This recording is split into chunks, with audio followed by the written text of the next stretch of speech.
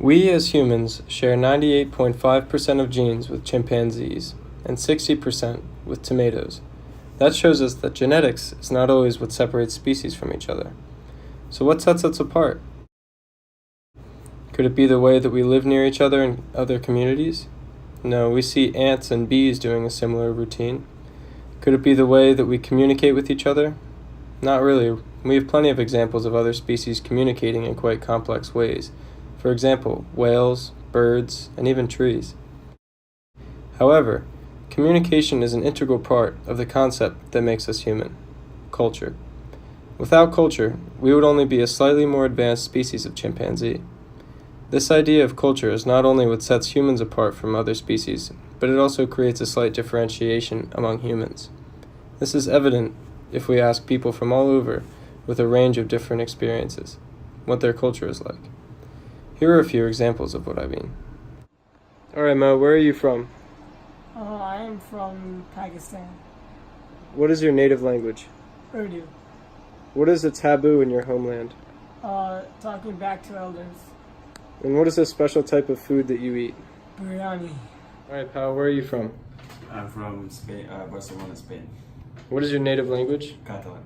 And what is a taboo in your homeland? Smoking weed. And what is the special type of food that you eat? Bread with tomato. Where are you from? I'm from South Sudan, Africa. What's your native language? Dinka. What is a taboo in your homeland? Oh, females should not climb trees. And a special type of food that you eat? Go. Jack, where are you from? I'm from Saudi Arabia. What is your native language? English. And what is a taboo in your homeland? Women aren't allowed to leave the house without a male guardian. What is the special type of food that you eat? Shawarma. As you can see, there are many ways in which people's cultures can be vastly different, but we all still share the same genetic makeup and background.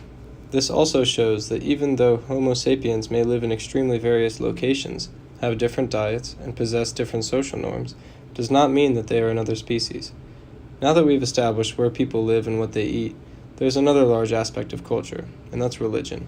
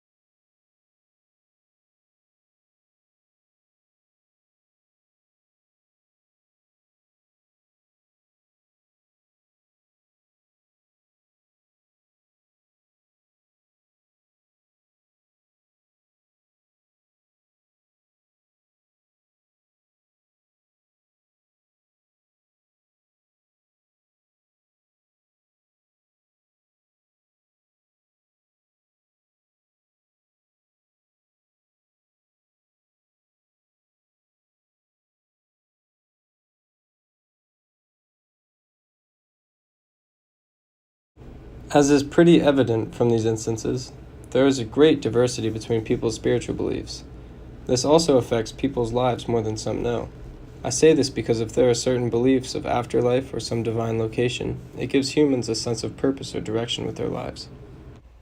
The next thing I'm going to be talking about is anatomy. There's an enormous array of features that set Homo sapiens apart from hominids, primates, mammals, and animals. Let's start with a relatively close view. If we look at most drawings or renderings of other hominids, we notice that pretty much all of them have hair covering the majority of their body. But there are some exceptions. Another anatomical difference between humans and other hominids is 3 obvious facial construction features. The first of which is the chin.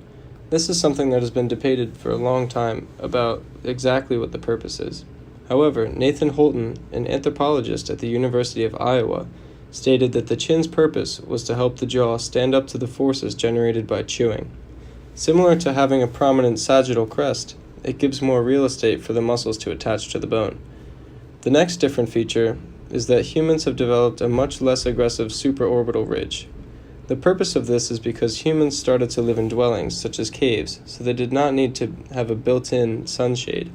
There was also a need for better vision and view now that we became hunters and predators. The last facial feature that sets humans apart from other hominids is the much less prominent zygomatic bones. This could be due to the fact that humans are not chewing as consistently as other hominids were. We do not chew on food for a long time to break down things such as sand from eating tubers. Because of this, we've evolved a smaller pocket for the temporalis, making the zygomatic bone much less prominent.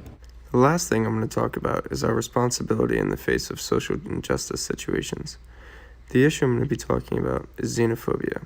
This is because I've had personal experiences involving this action. This is when people are ridiculed or looked down upon because they're from a different country or region. This is a social justice issue that does not make any sense. Just because someone associates with another government or way of life, it does not make them another species.